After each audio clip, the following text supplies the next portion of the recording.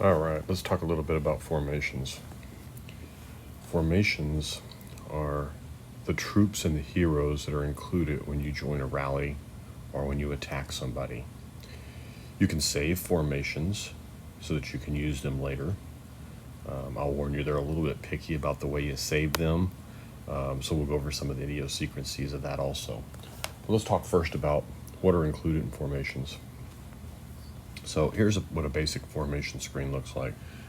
If you wanted to save one, you'll notice on the right hand side there's a save and a 1, 2, 3, 4, depending on how many slots you have available.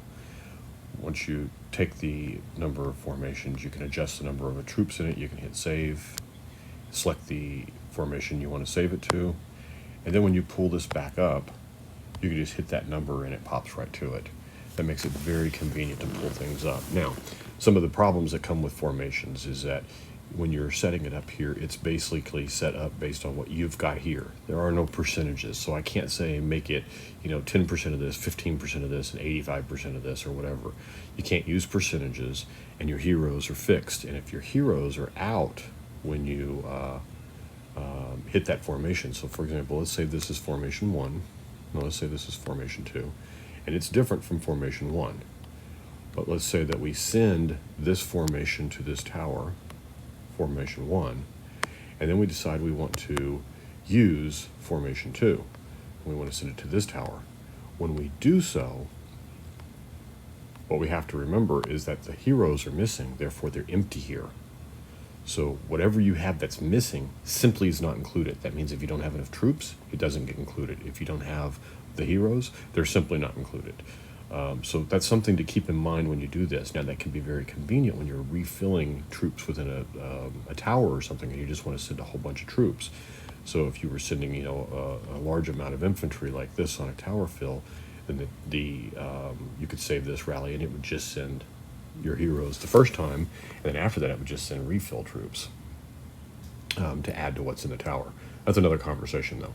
So let's get back to, let me pull these out of this tower. So usually what I do when I'm setting up formations is I use the towers to send that formation to it so that I can set the next one. So let's talk about what I would do for something like capital. So capital, let's finish talking about what's in the troops. So first you have the troops, and then you have on the left-hand side, you have the heroes. Troops are made up of 3 different types. You have infantry, you have riders, and you have hunters. The infantry troops are your defensive troops. They are there to take the brunt of what the opponent throws at you or what the opponent has to attack you. They take a lot of damage, but they don't offer a whole lot of damage to the opponent. And then the second one is the riders. Those are very balanced troops. They do a little damage, they take a little damage. They're very balanced. They're kind of your buffer in between the infantry on one end being your defensive troops, and then the hunters, your third ones, being your aggressive troops, your offensive troops. The hunters are all damage and very little defense. They may wound your opponent really badly, but they're going to die very quickly if they don't have infantry to protect them. And then I look at your hunters, your riders, as somebody in the middle, gives you a little bit of fudge factor when you build a formation. So there's a lot of different formations. The first formation that you need to consider is that of SVS or capital, where you're fighting another opponent that has purposely built the army that you're launching at them. In other words, they're setting up their formations. They're making it as difficult for you to bust as possible. So in this case, we use a formation called 60-10-30, which you've probably all seen us posting it. That means 60% infantry, 10% riders, and so 10% riders would be about 16,000 here, and can't get that number right, 16,000 right about there, and then 48,000 are here, and then the rest being 60% would be infantry. So this would be something I would save for a capital attack. It would allow me to provide the maximum amount of defense, being 98,000 infantry troops, a little bit of buffer, 15,000 rider troops, and a 48,000 fairly well bruiser group to cause some damage to the other team.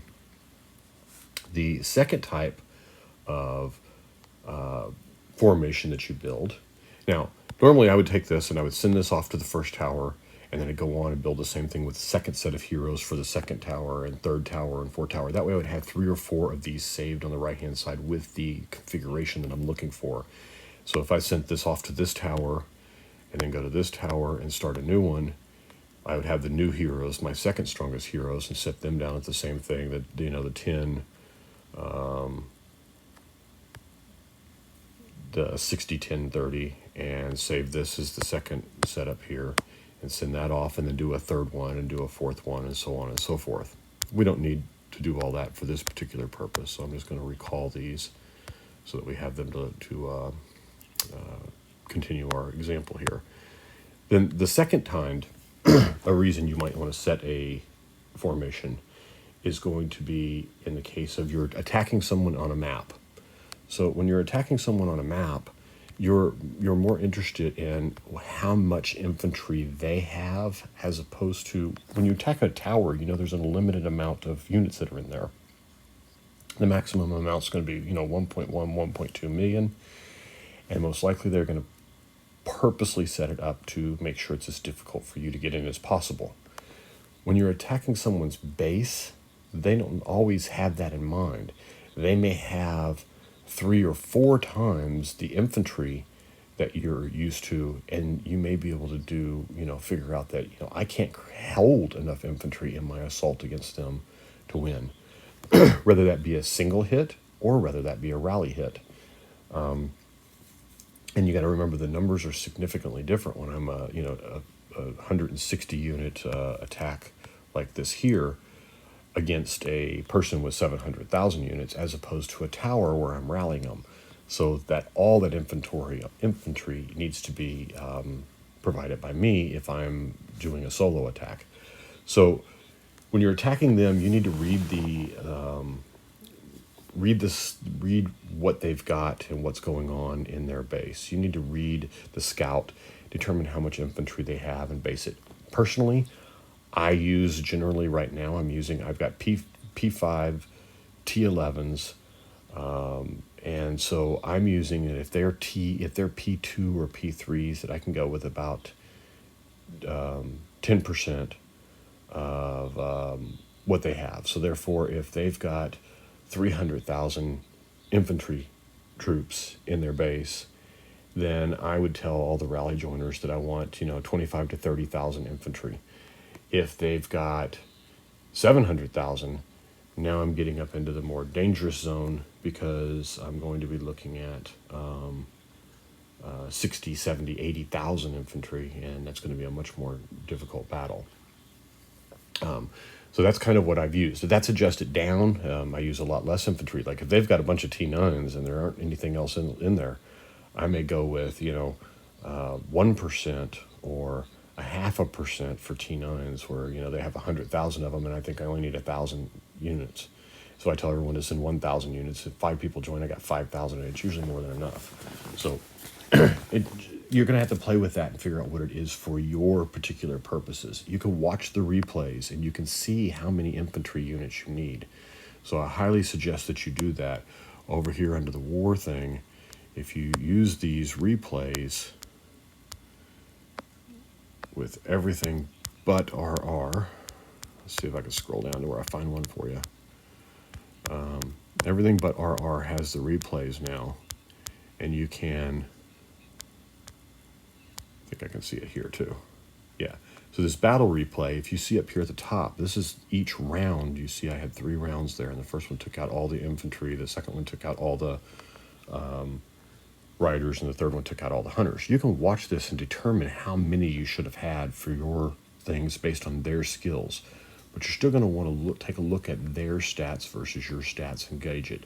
There'll be a whole different video group on reading stats and understanding how that works. But know that if you're attacking someone else, usually it's between, very low 1K infantry units all the way up to 100% infantry units, and how close your attack is going to be to not even trying. Third way you might want to set is going to be for traps. Traps are completely 100% offensive. There is no defensive nature to it, so you don't have to defend yourself. So my suggestion Traps, excuse me, would be to go with 100%, 100% hunters if you have them. At least use 100% hunters on your strongest rallies. In other words, if you're the strongest one on the map, put 100% hunters in your rally. If someone else is the strongest one, send 100% of hunters to their rally. That way you get the most damage from the rally leader that's going to do the most damage, keeping in mind that in trap, only the leader matters. Only the leader's stats are used. So wherever you send your troops, they're going to be the strongest, whether their leader in the map is strongest. We can talk about that, about rally leaders and takes control and what stats get taken at different times in another video also.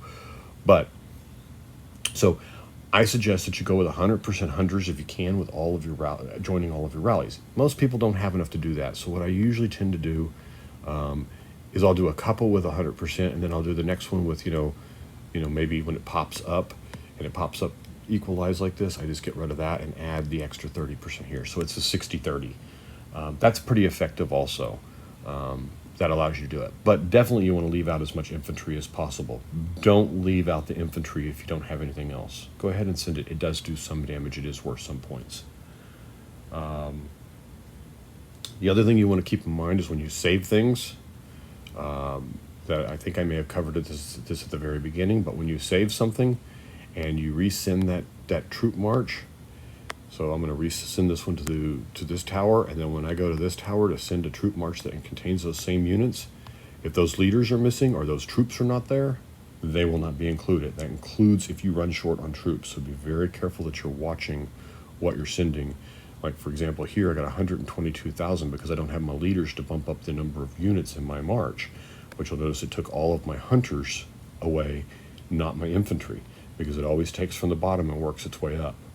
So keep that in mind when you're using these presets and to determine what's going to be in there, because it doesn't set things based on percentages or anything. It's strictly based on the numbers that you set it at, and when something's wrong, it just doesn't do anything. Anyway, that's the basic 3 formations that you're going to want to deal with your formations. You're going to deal with trap formations, you're going to deal with SVS formations, and you're going to deal with attacks on maps, or attack just kills and hitting solos and hitting other people directly. Those are the 3 that you got to really worry about. Use the SVS and the Towers one for bunkers and for ACs and all of that also, because they're basically the same. The guy on the other side has a limited number of troops, and he's going to set them up to make it as difficult as possible on you. Anyway, this is the good starter for formations. If I missed anything, leave a note below and let me know if you got another video you'd like to see. Thanks a lot. Talk to you later. Bye.